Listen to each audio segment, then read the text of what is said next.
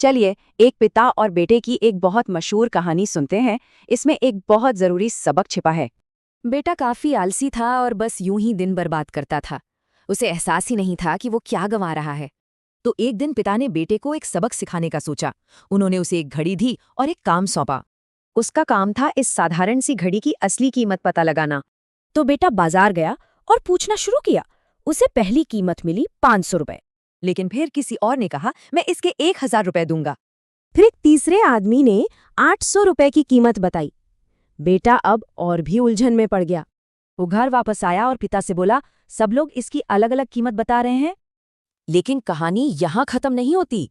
अगले दिन पिता ने बेटे को एक और भी अजीब काम दिया। इस बार सवाल था, इस घड़ी के अंदर जो वक्त है उसकी क्या कीमत है। अब ये सवाल सुनकर तो लोग उस पर हंसने लगे, उसका मजाक उड़ाया गया। कुछ लोगों ने तो इसे एकदम बेवकूफ़ी भरा सवाल कहा और उसे भगा दिया।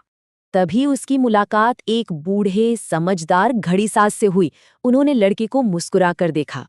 उस घड़ीसाज ने जो कहा वो बहुत गहरा था। समय की कोई कीमत नहीं लगा सकता। उन्होंने समझाया कि समय की एक बुरी बात है और एक अच्छी बात भी है।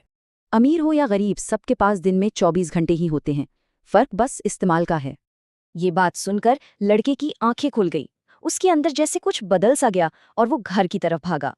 उस दिन के बाद उसकी जिंदगी पूरी तरह बदल गई।